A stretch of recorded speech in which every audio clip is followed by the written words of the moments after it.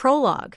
For centuries, the galactic community of advanced civilizations dismissed Earth as a level 0 planet, home to creatures barely out of their tribal infancy. Humanity's wars, political chaos, and resource exploitation were seen as symptoms of a race too young to be taken seriously. Earth was marked as off-limits, deemed unworthy of integration into the galactic concord. That changed when the Zyrak Dominion, a brutal, expansionist empire, sparked a conflict that swept across the galaxy like wildfire.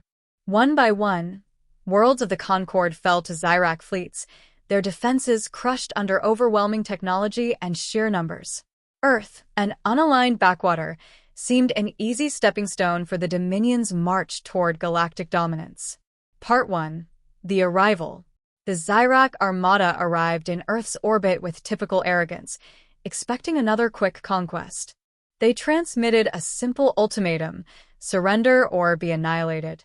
Humanity, baffled but not cowed, responded with confusion and defiance. The first landing party descended in colossal war machines, their metallic frames gleaming with alien tech. In response, Earth unleashed everything it had: jets, tanks, missiles, and armies. The Zyrak laughed as Earth's weapons proved woefully inadequate against their shields and weaponry. But Earth adapted fast. Military strategists, hackers, and scientists worked together to understand the enemy. Zyrak prisoners revealed weaknesses in their tech, and humanity's knack for improvisation turned the tide in unexpected ways. When an EMP blast neutralized a Zyrak walker and its pilots were captured, the tides began to shift. Part 2. Unearthing humanity's hidden strength.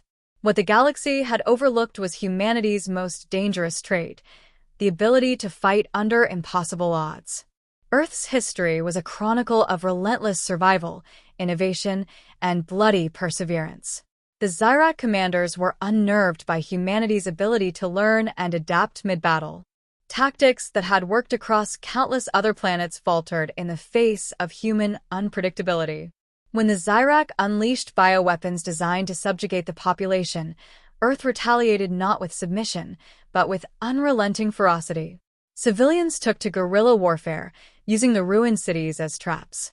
Engineers reverse-engineered alien tech into terrifyingly effective hybrids. Scientists turned Earth's climate into an unpredictable weapon, luring Zyrak forces into deadly hurricanes and freezing wastelands. Part 3. The Turning Point. News of humanity's resistance began to spread across the galaxy. Videos of humans standing defiantly against the Zyrak invaders became symbols of hope for other conquered worlds. Rebellions erupted, inspired by Earth's refusal to bow. Realizing the growing threat, the Zyrak launched an all-out assault, targeting Earth's major population centers. This attack, however, united humanity like never before. Former enemies, nations long divided, came together, pooling resources and knowledge. Earth's forces unveiled a terrifying new strategy. They wouldn't just fight to defend their planet, they'd take the war to the Zyrak themselves. Part 4. Humanity joins the stars. Using captured ships and reverse-engineered FTL drives, Earth launched its first spaceborne fleet. The battles were brutal, with Earth's primitive ships taking heavy losses. Yet every engagement taught humanity more about their enemy. By the time the Galactic Concord arrived to investigate, they found not a broken world, but a battle-hardened species striking fear into the heart of the Zyrak. Impressed and alarmed by Earth's rapid rise, the Concord offered an alliance. Humanity accepted, but on one condition: Earth would fight as equals, not subordinates. Epilogue. The war ended with the Zyrak's surrender, driven in no small part by Earth's relentless offensive. Humanity was no longer dismissed as primitive, but seen as a force to be reckoned with, a species unafraid to fight for their place among the stars. And so, Earth became a member of the galactic community. But the galaxy would never forget the lesson the Zyrak learned too late. Chapter 1. The Quiet Before the Storm. Earth, for all its chaotic politics and diverse cultures, remained blissfully unaware of its place in the galaxy. Most of humanity, wrapped in the comforting ignorance of isolation, still believed themselves alone in the vast universe. Governments and scientists probed the cosmos with radio waves and telescopes, but they had no inkling of the titanic forces watching from above. From the vantage point of the Zarkani High Command's flagship, Earth was a backwater, a Class G planet of minimal interest, with a population barely scratching the surface of technological competence. Its inhabitants still relied on internal combustion engines, for Zark's sake. The Galactic Concord, the loosely unified governing body of the galaxy's major civilizations, had declared Earth an observation-only zone centuries ago. The humans weren't a threat. They weren't even curious enough to stumble upon the galactic community on their own.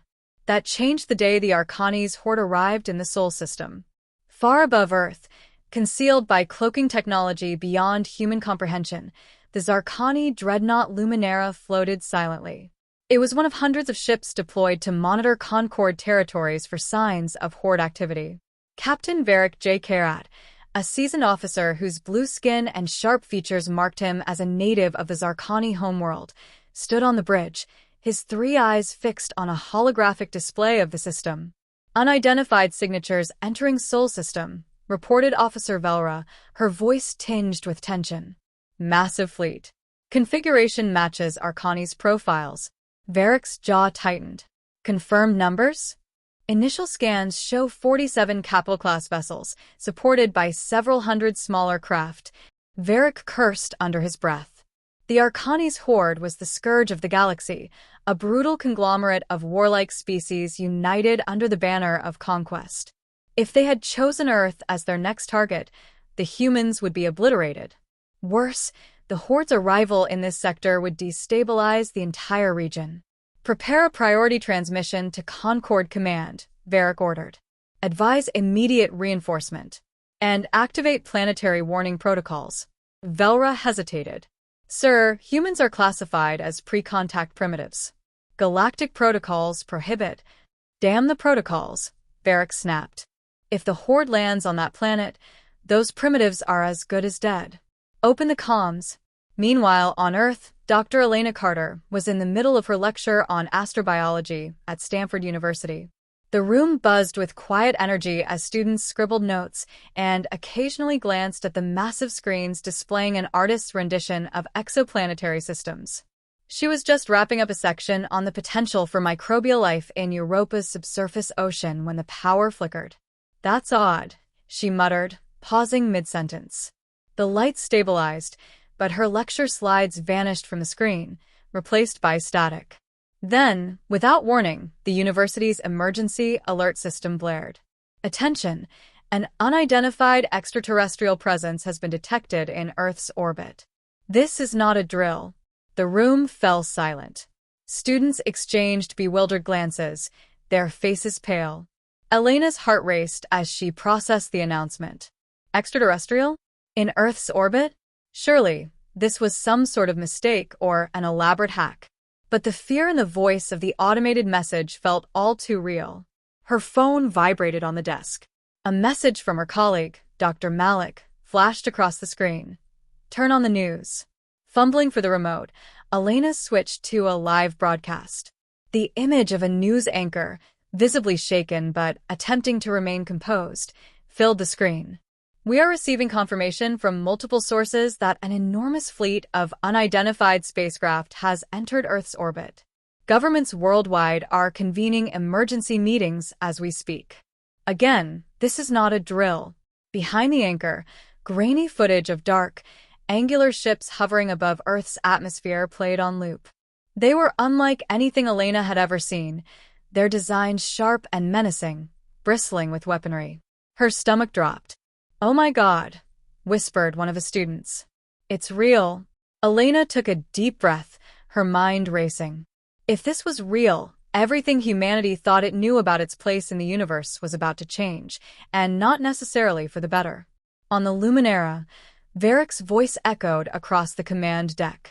Broadcast warning has been sent. Prepare to engage. Engage, sirs? Velra's eyes widened. The horde's fleet outnumbers us 10-1. We're not here to win, Varric replied grimly. We're here to delay.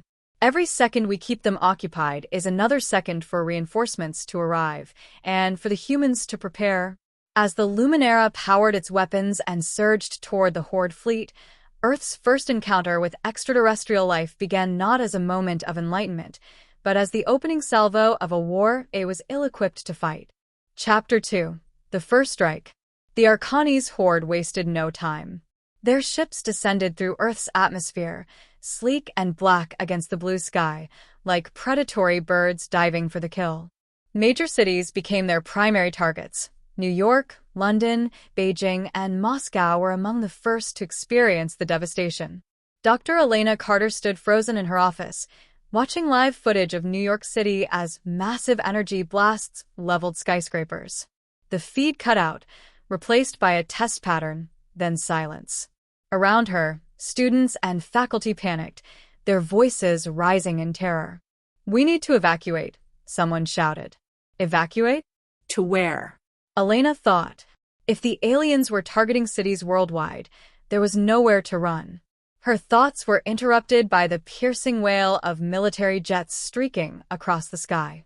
Outside her window, she caught a glimpse of contrails as they climbed to intercept the invaders. Moments later, the ground shook as explosions erupted overhead. Humanity was fighting back, but the imbalance was painfully clear. Against the Horde's advanced weaponry, Earth's defenses were little more than an annoyance. On the outskirts of Dallas, Texas, Sergeant Marcus Diaz of the U.S. Army Rangers crouched behind a makeshift barricade. His unit had been deployed to intercept ground forces landing near the city. Alien troops, hulking figures clad in jagged, obsidian armor, marched in formation, their weapons firing bolts of searing plasma. "Hold the line," Marcus bellowed, firing his rifle. The bullets pinged harmlessly off the alien's armor. One of the creatures turned toward him, its glowing red eyes locking onto his position. Marcus barely had time to dive for cover before a plasma bolt incinerated the barricade. "We need heavier firepower," shouted Corporal Jenkins, his voice barely audible over the chaos. Marcus glanced at the smoldering remains of a Humvee-mounted missile launcher. "We're out. Fall back to the second line." As his unit retreated, Marcus's thoughts raced. They were soldiers, trained for combat, but this was a nightmare beyond anything they'd prepared for. If humanity had any hope of survival, they would need more than bravery and bullets. Above the battlefield, the Luminara fought valiantly. Its shields flared under relentless fire, and its hull bore deep scars from repeated impacts. Captain Varick stood firm, barking orders as the ship unleashed salvo after salvo of high-energy torpedoes. "Enemy flagship disabled," Velra reported, a note of triumph in her voice. Varick allowed himself a small nod. "Good. Redirect fire to their carrier group. Keep them off the planet as long as possible." Despite their efforts, it was clear the Luminara couldn't hold out much longer. Reinforcements from the Galactic Concord were still hours away. Varick's gaze shifted to the image of Earth on the main display. The humans were fighting valiantly, but their resistance would crumble without help. "Velra," he said quietly, "prepare the escape pods. If the Luminara falls, I want as many of our people to make it to the surface as possible. They'll need to guide the humans." Velra hesitated, then saluted. "Yes, sir." As the Horde ships closed in for the kill, Varick steeled himself for the inevitable. The humans might be primitive, but they were about to prove one thing to the galaxy. Earth would not go quietly. Chapter 3. Echoes of the War. The stars above Earth were no longer just distant points of light. They were battlegrounds. The war that raged among the galactic powers had finally reached the Sol system, and humanity, once dismissed as a backwater species, was thrust into the chaos. It had been 2 weeks since the first alien fleet entered Earth's orbit, and the planet's skies were streaked with the contrails of alien fighters and orbital debris falling to the surface. The galaxy had noticed humanity, but not in the way Earth would have wanted. In the chaos, leaders struggled to maintain order. Nations that had once fought over ideology and resources were forced into uneasy alliances. But even amidst the tension, there was a grim realization. The galactic war had no regard for Earth's petty squabbles. To the warring factions, Earth was just another potential resource-rich planet, a prize to be claimed. General Diana Voss of the United Earth Defense Forces stood on the deck of the newly constructed orbital station, Aegis 1. Though hastily built from repurposed space station modules, it was humanity's first attempt at creating a unified defense platform. From her vantage point, Diana could see the colossal alien dreadnought hovering just beyond the moon's shadow. Its silhouette was monstrous, an amalgamation of alien technologies fused into a machine of destruction. "Status update," Diana barked.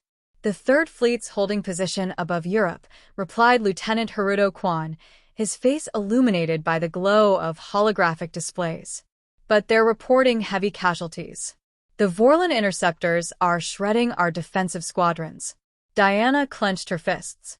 The Vorlon Dominion, one of the galaxy's most brutal militaristic factions, had declared Earth as part of their strategic territory. Humanity's early victories, largely attributed to their unpredictability and creative problem-solving, were not holding up against the overwhelming firepower of the Dominion. "What about Project Prometheus?" she asked. Haruto hesitated. "It's not ready.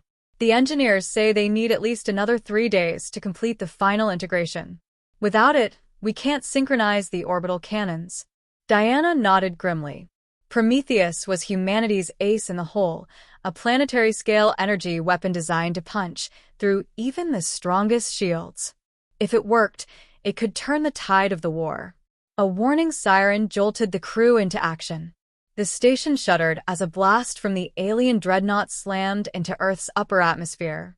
Diana turned to the viewport and saw the beam carving through the night, igniting massive wildfires below. "Commander," said Haruto, his voice tinged with urgency, "we've got multiple incoming signals. Ground-based resistance fighters are calling for backup in Cairo. They're pinned down by Vorlon infantry, and there's a secondary wave heading straight for them. Send reinforcements," Diana ordered without hesitation. "Deploy the Valkyrie squadron and give them orbital support. We need to keep as many ground units intact as possible." As the orders were carried out, Diana felt the weight of the conflict pressing down on her. Humanity had always been resourceful, but this was something else entirely. They weren't just fighting for survival, they were fighting to prove they belonged among the stars. On the surface, the city of Cairo was unrecognizable. Once a sprawling metropolis, its skyline was now a jagged silhouette of ruined buildings. Captain Amina Hussein led her platoon through the narrow, debris-strewn streets. The Vorlon forces had deployed biomechanical war beasts that prowled the rubble, their sleek, insectoid frames glinting in the firelight. "Stay low," Amina whispered, raising a clenched fist to signal her troops to halt. Her HUD displayed a cluster of reds ahead, indicating the enemy patrol. She motioned to Corporal Lee, who carried a prototype railgun, one of Earth's experimental weapons. Lee nodded and positioned himself atop a crumbled wall. With a faint hum, the railgun charged, and a moment later, a tungsten slug tore through the lead Vorlon soldier, its shield shattering like glass. The rest of the squad opened fire, a cacophony of gunfire and explosions filling the air. The Vorlon soldiers retaliated, their plasma weapons scorching the ground where Amina's team had taken cover. Amina ducked behind a half-collapsed car, firing her rifle at an advancing war beast. The creature's shriek was ear-piercing as it crumpled under the concentrated fire. "Move! Move!" Amina shouted, leading her team through the chaos. Their objective was clear: hold the line until reinforcements arrived. But as the Vorlon forces pressed closer, it became apparent that they were outmatched. Just as hope began to waver, the sky erupted in a streak of light. The Valkyrie squadron, humanity's elite aerial fighters, descended like avenging angels. Their missiles slammed into the Vorlon ranks, scattering the enemy. Amina watched in awe as the tide of battle shifted in their favor. "Ground team, this is Valkyrie 1, a voice crackled through her comms. "We've got your back." Amina allowed herself a small smile. For the first time in hours, victory felt possible. Chapter 4. The Turning Point. In the depths of the Pacific Ocean, a secret installation known only as Poseidon was abuzz with activity. Here, Humanity's brightest minds worked tirelessly on advanced technologies that could level the playing field against the galactic factions. Dr. Elijah Carter, the head of the research team, was overseeing the final tests on a prototype mech, codenamed Titan. The Titan was a marvel of engineering, standing over 20 meters tall and armed with an array of weapons designed to counter the Vorlons' advanced armor. But what truly set it apart was its neural interface, allowing a pilot to control the mech as if it were an extension of their own body. "We're out of time, Doctor," said Colonel Raj Patel, his voice tense. "The Vorlon fleet is massing near the South American coast. If we don't deploy the Titan now, we may not get another chance." Dr. Carter hesitated. The Titan was untested in live combat. A malfunction could spell disaster, not just for the pilot, but for the entire mission. Still, the situation was dire. "Very well," Carter said. "But I'm sending one of my best engineers to assist the pilot. They'll need someone who knows the system inside and out." Hours later, the Titan was airlifted to the battlefront. Its pilot, Lieutenant Marcus Steele, climbed into the cockpit, his nerves steeled for what lay ahead. Beside him, Dr. Carter's assistant, Alina Varma, monitored the systems, her fingers flying across the console. "Neural interface online," Alina reported. "You're good to go, Lieutenant." Marcus gripped the controls as the mech came to life. The sensation was surreal, as if he could feel the Titan's massive limbs responding to his thoughts. He took a step forward, the ground trembling beneath the mech's weight. "Titan Command, this is Steele. Engaging the enemy." The Vorlon forces had unleashed a new type of war machine, towering quadrupedal constructs armed with heavy plasma cannons. Marcus charged forward, the Titan's energy blade igniting with a brilliant blue glow. The two Titans clashed, their blows sending shockwaves rippling through the battlefield. "Shields at 70%, Alina warned. "Watch your left flank." Marcus dodged just in time, the Vorlon machine's plasma blast scorching the ground where he had stood. He retaliated with a missile barrage, the explosions tearing through the enemy's armor. As the battle raged on, Marcus and Alina worked in perfect synchrony, their combined efforts pushing the Titan to its limits. Finally, after what felt like an eternity, the last Vorlon war machine collapsed in a heap of smoldering metal. The battlefield fell silent, the only sound the distant crackle of fires burning in the ruins. "We did it," Marcus said, his voice filled with equal parts relief and exhaustion. Alina allowed herself a weary smile. "For now." But this is just the beginning. As the Titan stood amidst the wreckage, its towering frame a symbol of humanity's resilience, the message was clear. Earth would not fall without a fight. Chapter 5: The Earth Offensive. The Galactic Union's fleet, which once hovered menacingly over Earth, shattered under the relentless assault of the unknown alien invaders, known as the RA-Cache. These predators moved with precision, their weapons far surpassing even the most advanced Union technology. For the first time, humanity witnessed what real war among the stars looked like, and it was chaos incarnate.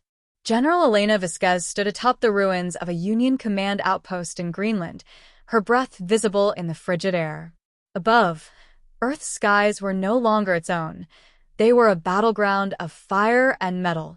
"General," Major Okafor called out, his voice steady despite the tremors in the ground beneath them. "The RA-Cache ground forces have breached the perimeter in Zone Delta. We're down to a handful of drones and infantry units holding the line." Elena's sharp gaze moved to the tactical hologram projected by her wrist communicator. The RA-Cache were relentless, their approach methodical, almost surgical. "Pull our forces back to the secondary defenses. We'll funnel them through the canyon," she said, marking locations on the map with swift gestures. "Deploy the Stonewall units there and set charges along the canyon walls. If we're lucky, we can bottleneck them." Okafor nodded but hesitated. "And if it doesn't work? Then we'll give them the fight of their lives." First contact with the invaders. The RA-Cache ground forces were nothing like humanity had encountered before. While the Union soldiers were humanoid, albeit with varying degrees of alien features, the RA-Cache appeared as hulking, insectoid nightmares. Standing over 9 feet tall, Their chitinous exoskeletons shimmered like polished obsidian. Twin sets of glowing red eyes betrayed a predatory intelligence, and their weapons, integrated directly into their physiology, emitted high-pitched whines before discharging beams of energy that melted anything in their path. Lieutenant Devon Reese crouched behind the wreckage of a downed Union fighter, his breathing ragged. He peered through the scope of his salvaged Union rifle, heart pounding as he sighted a Arakash soldier stalking through the battlefield. Eyes on target, Reese whispered into his comm, "Permission to engage." "Negative," came the sharp response from Captain Lee. "We need those charges in place first." "Hold your position." Reese clenched his jaw, his finger itching on the trigger as the Arakash closed in on a group of injured Union troops. A surge of anger and frustration rose within him. These were supposed to be humanity's saviors. Instead, they had crumbled like dry leaves in a storm, leaving Earth to face the Arakash alone. Humanity's improvised arsenal. In the absence of Union support, humanity had turned to its greatest strength: adaptability. Engineers and scientists worldwide worked around the clock, repurposing Earth's technologies to fight the invaders. Railgun prototypes, electromagnetic pulse weapons, and autonomous drones, originally designed for industrial purposes, were hastily reconfigured for war. Dr. Naomi Patel stood in the underground laboratory of one such operation, coordinating the assembly of EMP warheads. The lab buzzed with frenetic energy as technicians rushed to meet the impossible deadlines. "Doctor," a young assistant called out, holding up a data tablet. "The capacitor arrays aren't holding up under the strain. If we deploy them as is, there's a 60% chance of catastrophic failure." Patel's lips thinned as she scanned the data. "Reduce the output by 20%. It'll lower the blast radius, but it's better than nothing." The assistant hesitated. "That might not be enough to take out their shields." "Then we'll have to aim better," Patel replied. "Get it done." The canyon ambush. The Arakash forces marched into the canyon without hesitation, their confidence evident in their unhurried pace. From their vantage points high above, Vasquez's forces waited, every soldier's nerves stretched taut. "Detonators ready," Okafor confirmed, his voice low. "Hold," Vasquez ordered, watching as more Arakash units funneled into the narrow pass. Moments stretched into eternity before Vasquez finally gave the order. "Fire!" Explosions erupted along the canyon walls, sending tons of rock crashing down. The ground shook violently as the Arakash vanguard was buried under rubble. Cheers erupted among the human soldiers, but their victory was short-lived. From the dust and debris, the Arakash emerged, battered but alive. Their exoskeletons had absorbed much of the impact, and they roared in fury as they charged forward. "Engage!" Vasquez shouted. The canyon became a storm of gunfire and explosions as humanity's forces fought with everything they had.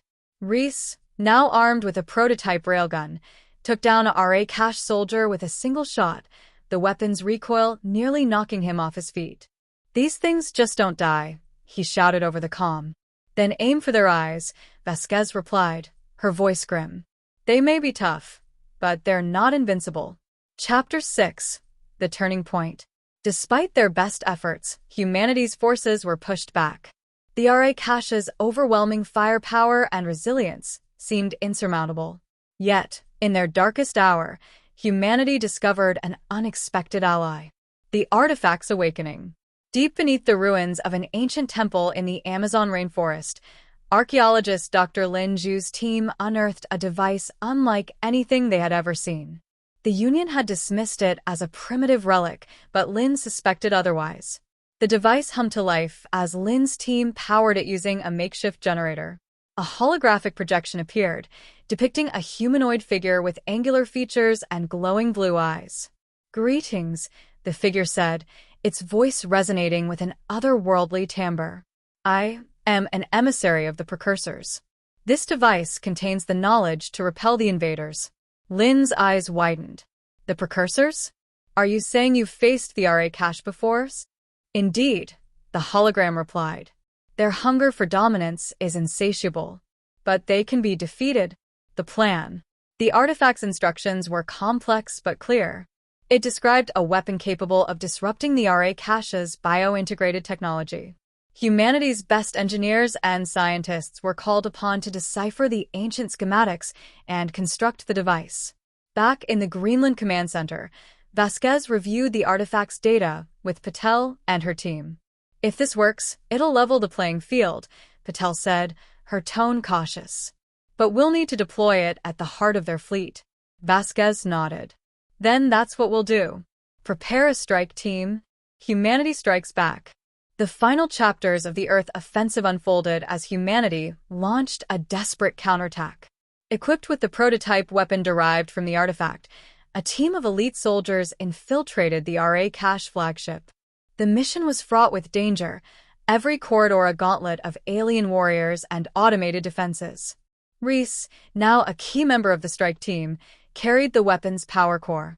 "This thing better work," he muttered, sweat dripping down his face. "It'll work," Patel's voice crackled over the comm. "Just get it to the central reactor." As the team reached the reactor room, they encountered a towering RA cache commander. Its exoskeleton gleamed with intricate carvings, and its eyes burned with intelligence. "Leave this to me," Vasquez said, stepping forward with a determined expression. Reese hesitated but nodded. "Good luck, General." While Vasquez engaged the commander in a brutal melee, the rest of the team worked frantically to install the device. Time was running out as the ship's alarms blared, signaling reinforcements. With seconds to spare, Reese activated the weapon. A pulse of energy radiated outward, disabling the RA cache's technology and plunging the ship into chaos. The team barely escaped as the flagship's reactor overloaded, triggering a chain reaction that destroyed the entire fleet. The aftermath. The destruction of the RA cache fleet marked a turning point in the war. Humanity had proven itself not only to the Galactic Union, but to the galaxy at large. The Union, humbled by Earth's resilience, began to rebuild its alliance with humanity at the forefront. As Vasquez stood among the ruins of the battlefield, she allowed herself a moment of reflection. "We were primitive," she said, "but only because no one gave us a chance to show what we're capable of." The Galactic War had reached Earth, and humanity had emerged not as victims, but as warriors. Chapter 7. First Strike. The moment humanity joined the Galactic War, everything changed. Gone were the days of quiet nights under the stars. Now, the stars themselves held threats that no human could have imagined. The United Earth Forces, UEF, hastily cobbled together from existing national militaries, were woefully unprepared for interstellar combat. Yet, they had something that no other species in the galaxy could replicate: sheer unpredictability. The Andari fleet, a towering armada of sleek, silver ships with organic designs, descended on Earth's orbit like a storm. Their purpose wasn't to conquer or occupy, but to neutralize a burgeoning threat before it could grow. Earth's unexpected entry into the war had rattled the galactic order. Humanity had been dismissed as too primitive to matter, but the Andari could no longer afford to ignore the potential these primitives represented. On the ground, General Elena Voss watched the holographic display in the UEF command center. A map of Earth's orbit shimmered with red markers, enemy ships. Green markers, the hastily retrofitted human fleet, blinked nervously, far outnumbered and outclassed. "They're moving into formation," said Lieutenant Jax Torin, a former NASA engineer turned tactical officer. "Their standard crescent assault pattern." Elena clenched her fists. "Standard for them, maybe. Let's give them something they've never seen before." She turned to the comms officer. "Signal Captain Ayala on the Vanguard. Begin Operation Wildfire." Above Earth, the Vanguard, a repurposed cargo hauler now bristling with improvised weaponry, surged forward. Captain Sofia Ayala sat in the captain's chair, her gaze fixed on the tactical display. Beside her, the ship's AI, codenamed Archimedes, spoke with a calm precision that belied the chaos outside. "Captain, the Andari are locking weapons." "Good," Ayala said, her voice steady. "Let them." The Vanguard raced toward the Andari fleet, its erratic flight path baffling their targeting systems. Inside, the crew worked furiously, manually adjusting systems that more advanced civilizations would have automated centuries ago. Targeting their lead ship, said Lieutenant Bryce, the weapons officer. On your mark. Ayala grinned. Mark. A volley of missiles erupted from the vanguard. But these weren't ordinary missiles. Each one carried a payload of electromagnetic disruptors, a crude but devastating weapon designed to short-circuit the Andari's advanced systems. The lead Andari ship's shields flared brilliantly, then collapsed. Moments later, its sleek hull buckled as explosions tore through it. The Andari fleet hesitated, their formation faltering as they recalibrated to counter the unexpected tactic. Ayala seized the moment. Archimedes, relay to the fleet. Now. Across the human fleet, ships surged forward in a chaotic, unpredictable assault. The Andari, accustomed to foes who followed predictable tactical doctrines, found themselves overwhelmed by the sheer audacity of humanity's attack. In the command center, General Voss watched the battle unfold. The green markers were outnumbered, but they danced across the display with a ferocity that defied logic. They're breaking through, Jack said, disbelief in his voice. We might actually win this. Elena didn't allow herself to hope just yet. Signal all ground-based defenses to prepare for potential atmospheric breaches. We're not out of this yet. Chapter 8. The Cost of Victory. The Andari fleet's retreat was not a clean one. As they pulled back, they unleashed a final, devastating bombardment on Earth's surface. Cities burned, and millions of lives were lost in an instant. Humanity had won the battle, but at an unthinkable cost. In the aftermath, Earth was a world transformed. The smoldering ruins of cities became rallying points for survivors, who banded together with a newfound purpose. The war had forged a unity among humans that had never existed before. In one such ruined city, Captain Ayala stood amidst the rubble, overseeing rescue efforts. The Vanguard had returned to Earth battered, but operational. Its crew now worked tirelessly to assist civilians. Captain, said Archimedes through her earpiece, a priority message from General Voss. Ayala stepped aside, activating her comm unit. General Voss's hologram flickered to life, her face grim. Captain, we've received intel from our allies. The Andari aren't retreating. They're regrouping. Ayala's jaw tightened. How long do we have? Weeks at most, Voss replied. But there's more. The Andari weren't acting alone. The rest of the Galactic Accord is watching, and they're not happy. We've proven we're a threat. Now, they're coming to eliminate us. Back in the UEF Command Center, Voss convened a council of Earth's remaining leaders. Representatives from every nation crowded into the room, their faces a mix of fear and determination. We're out of time, Voss began. The Galactic Accord won't stop until humanity is wiped out. We need to take the fight to them. A murmur rippled through the room. Take the fight to them? Asked President Okoro of the African Union. We barely survived their first attack. Exactly, Voss said. They'll expect us to bunker down and defend. Instead, we'll strike where they least expect it. She gestured to a holographic display.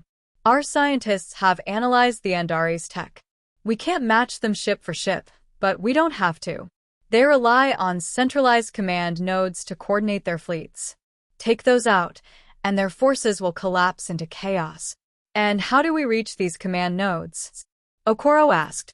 We've identified a weakness in their communication relays, said Jax, stepping forward.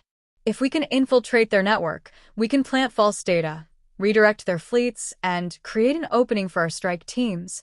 The room fell silent as the implications sank in. This wasn't just a desperate gamble, it was humanity's only chance. Preparations began immediately. Across the globe, remnants of Earth's militaries worked alongside civilians to build a fleet capable of striking at the heart of the Andari. Factories churned out weapons and ships at a breakneck pace. Scientists and engineers pushed the limits of human ingenuity, combining salvaged alien tech with Earth's own designs. On the front lines, soldiers trained relentlessly. Among them was Sergeant Rachel Kim, a survivor of the Andari's bombardment. Her unit had been decimated, but she refused to give in to despair. We're fighting for everyone who didn't make it, she told her squad.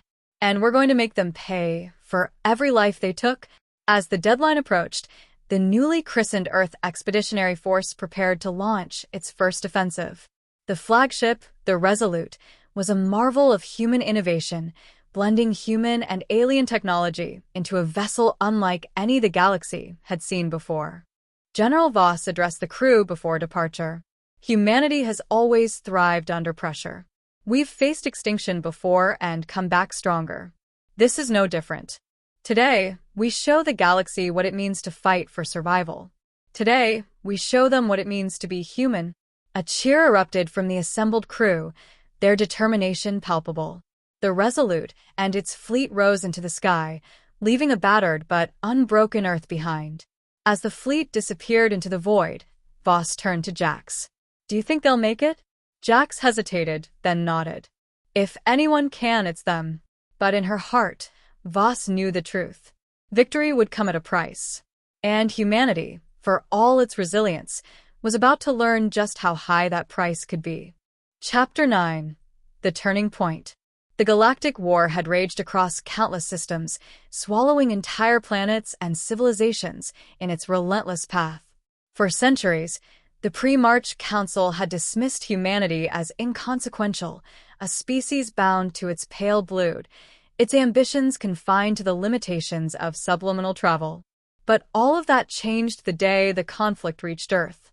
Captain Lena Voss stared at the holographic map hovering above the UN Resolute's tactical table. Red zones, representing areas overrun by the Vraxian Empire's forces, spread like a malignant cancer through the outer colonies.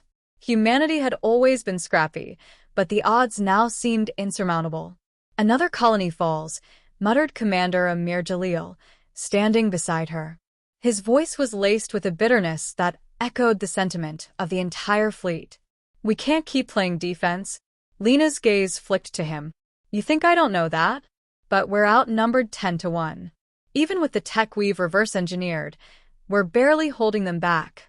"Then we take the fight to them," Amir said, his eyes blazing with determination. "They think Earth is a backwater. Let's show them what a cornered species can do." The room fell silent. The other officers glanced nervously at one another. Humanity's military doctrine had always been about survival, not aggression. But desperate times called for desperate measures. "We have one advantage," Lena said slowly, her mind racing. "They don't understand us. They think we're predictable." "Let's make them regret that assumption," Amir replied. Hours later, Lena addressed the fleet. Every ship in Earth's scattered navy tuned in to hear her words. "This is not just a war for territory. This is a war for survival. The Vraxians see us as primitives, as animals. But they've underestimated the strength of humanity, our ingenuity, our resilience, and our unity. We will not go quietly into the void." Her speech was met with a thunderous cheer, a defiant roar that echoed through the comms. It was the sound of a species refusing to die. The first counteroffensive was launched against the Vraxian foothold on Mars. The red planet had been terraformed for decades, its domed cities thriving under human ingenuity. Now it was a battleground. The Resolute spearheaded the attack, its experimental railguns cutting through Vraxian ships like a hot knife through butter. Lena's plan relied on precision strikes and guerrilla tactics, exploiting the Vraxians' arrogance. The battle raged for days, but humanity's desperation turned into a weapon more potent than any technology. By the time the dust settled, Mars was free. Humanity had won its first major victory. News of the victory spread like wildfire. Across the galaxy, other species took notice. The primitives of Earth were not so primitive after all. For the first time, cracks appeared in the Vraxian Empire's facade of invincibility. But Lena knew the war was far from over. Mars was just the beginning. The Vraxians would retaliate, and the next battle would be even more brutal. "We've poked the hornet's nest," Amir said as they stood on the bridge, staring at the fleet regrouping above the Martian sky. "Good," Lena replied. "Let them come." Chapter 10. Allies and Adversaries. The aftermath of the Martian victory brought both hope and new challenges. Humanity had proven its mettle, but it was still alone in a galaxy dominated by powerful factions. Lena knew they couldn't win this war without allies. The Council of Sapient Species won't help us, Amir said during a strategy meeting. They've been appeasing the Vraxians for centuries. Not all of them, Lena countered. There are factions within the Council who despise the Vraxians as much as we do. We just need to find them. Their first outreach mission was to the Valerii, a species known for their advanced energy manipulation technology. The Valerii homeworld was a glittering jewel of crystalline cities and floating spires, but beneath its beauty lay a society weary of Vraxian domination. Lena and Amir led the delegation, presenting humanity's case with passion and urgency. The Vraxians won't stop with us, Lena said. Once they've crushed humanity, they'll turn their sights on anyone who opposes them. The Valerii leader, a stoic figure named Ariathal, studied them for a long moment. You speak with conviction, Captain Voss. But conviction alone does not win wars. No, Lena admitted. But combined with courage and determination, it can change the course of history. Aria's crystalline eyes glittered. We shall see. While the negotiations continued, Earth faced another crisis. A Vraxian fleet had been spotted near the Jovian moons, threatening Earth's vital mining operations. They're testing our resolve, Amir said. If we let them take Jupiter, they'll choke our supply lines. Then we won't let them, Lena replied. The battle for Jupiter was fierce. The Vraxians deployed a new type of warship, equipped with energy shields that rendered traditional weapons useless. Humanity's forces adapted on the fly, using hit-and-run tactics and improvised weaponry. In the end, it was a kamikaze maneuver by a single freighter, loaded with explosives, that turned the tide. As the dust settled, the Valerii delegation delivered their decision. Humanity has shown remarkable tenacity, Aria said. We will provide you with our energy shield technology, but understand this. Our involvement is conditional. Fail to hold the line and we will withdraw. Understood, Lena said. But we won't fail. The tide of the war began to shift. With Valerii technology bolstering their defenses, humanity launched a series of daring offensives. Each victory inspired more species to join their cause, turning a once-impossible fight into a genuine alliance. But the Vraxians were far from defeated. Their empires spanned hundreds of systems, and their resources seemed limitless. As the war dragged on, Lena found herself haunted by the weight of her decisions. Every victory came at a cost, and every loss felt like a dagger to the heart. One night, as she stood alone on the observation deck, Amir joined her. You're carrying the weight of the galaxy on your shoulders, he said softly. Someone has to, Lena replied. If we fail, we won't, Amir said firmly. Because we're fighting for something they'll never understand. And what's that? Home, he said simply. Lena smiled faintly. It wasn't much, but in that moment it was enough. The next phase of the war would take them deeper into Vraxian territory, to the heart of the Empire itself. Humanity had come a long way from being considered primitive. Now, they were a force to be reckoned with, a force that would stop at nothing to secure their future.